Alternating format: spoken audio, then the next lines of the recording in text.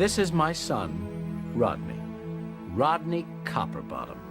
He showed great interest in inventing ever since he first saw Big Weld. From then on, he never missed an episode of the Big Guy Show.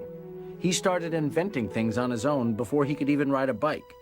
He really took Big Weld's motto to heart. You can shine no matter what you're made of. And we gave Rodney all the encouragement possible.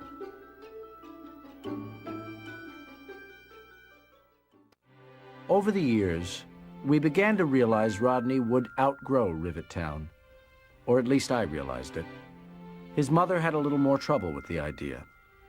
I knew Rodney would eventually have to move to the big city if he was to pursue his dream of being a great inventor. I tried to give him all the support I could, but it was tough to see him all grown up and heading out on his own. It took Rodney some time to get adjusted to big city life. Fresh off the train from a small town, he was faced with a few challenges at first, but nothing he couldn't handle. Of course, the big city had a lot of excitement to offer as well. Rodney's first ride on the transit system was nothing like anything he'd ever experienced before.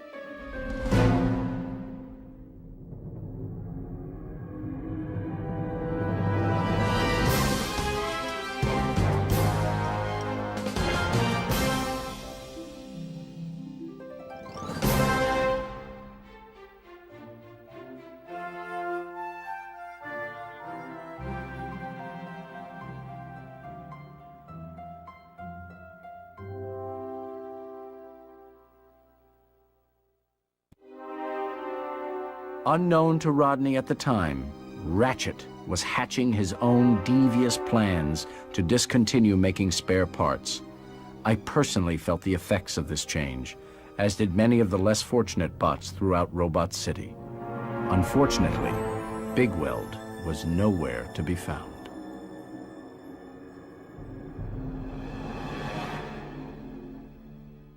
Rodney met with a lot of resistance when he first tried to meet Big Weld.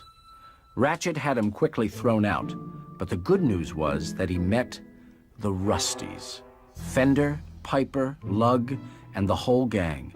A great group of kids that gave Rodney a home away from home and helped him along the way. Now, Jack Hammer was an interesting fellow. His shop was a helpful place to visit for useful items, and he was a pretty good source of information. This is where the gang first heard that spare parts were no longer available. Rodney never really did get used to big city transportation, but it did make him appreciate the slower pace of his hometown.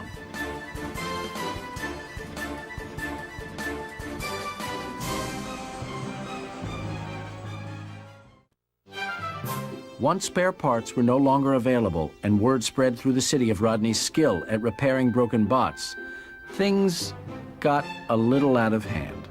We raised Rodney to always help those in need, and since he was now the only hope for a lot of broken bots, he had a never-ending workload.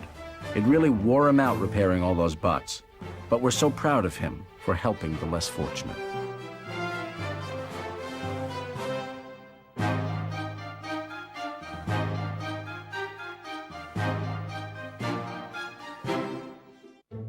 Rodney eventually enlisted the help of Cappy, a pretty young executive from Big Weld's company who did not necessarily agree with Ratchet's new policies.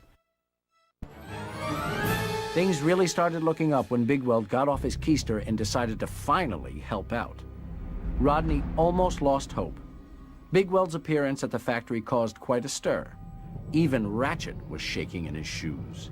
It really looked like things were going to make a turn for the better, but unfortunately, Ratchet had one more trick up his sleeve. The old cheap shot.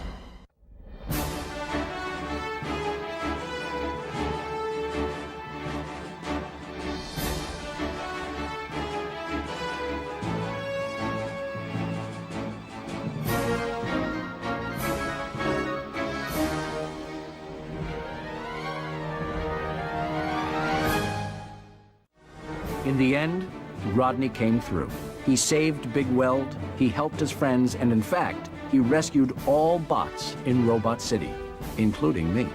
His mother and I are so proud of our Rodney. He really did prove that you can shine no matter what you're made of.